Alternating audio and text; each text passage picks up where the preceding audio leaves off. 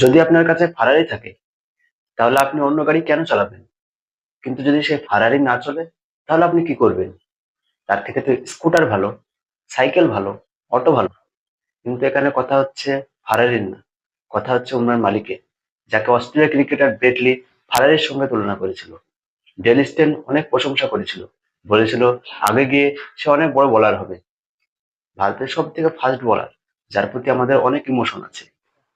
আমরা সকলেই চেয়েছিলাম যে উমরান মালিক এবার আইপিএলে ভালো পারফরমেন্স করুক এবং ইন্ডিয়া টিমে আরো একবার ব্যাক করুক।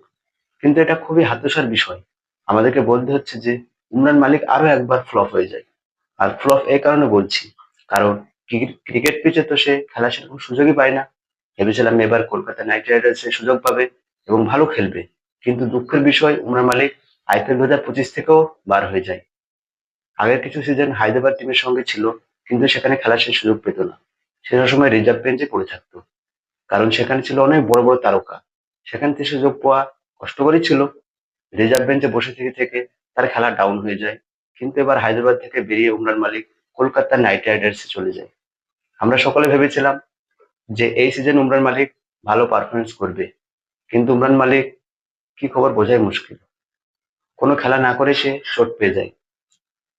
একবার চোট পাওয়ার পর আইপিএল থেকে বসে যায়, ইন্ডিয়া টিমের দরজাও তার জন্য বন্ধ হয়ে যায়। এখন উমরান মালিকের কি হবে? এটা একটা বড় বিষয়। যার বোলিং স্পিড দেখে নাম দেওয়া হয়েছিল জম্মু এক্সপ্রেস, কিন্তু আইপিএল 2025 থেকে সে বাহির হয়ে যায়। আর কলকাতা নাইট রাইডার্স তার পরিবর্তে চেতন সাকারিয়াকে রিপ্লেসমেন্ট হিসাবে নিয়ে নেয়। আর উমরান মালিক আইপিএল 2025 থেকে বাহির হয়ে যায়, যা উমরান মালিকের ভীষণই লস। চেতন সাকারিয়া সেও ভালো বলার, তার চান্স পাওয়া দরকার ছিল। সে এখন চান্স পেয়েছে, হতে পারে সেই সুযোগটাকে কাজে লাগিয়ে অনেক কিছু করতে পারে, কারণ তার মধ্যে সে ট্যালেন্ট আছে। আর এরকম অনেকবারই হয়েছে। আপনি মনে করুন, পার্সিদ কৃষ্ণা যখন চোট হয় তখন সন্দীপ শর্মা তার জায়গায় সুযোগ পায়, আর সে সুযোগ কাজে লাগায়। আর চেতন সাকারিয়া সেরকম কিছু করতে পারে।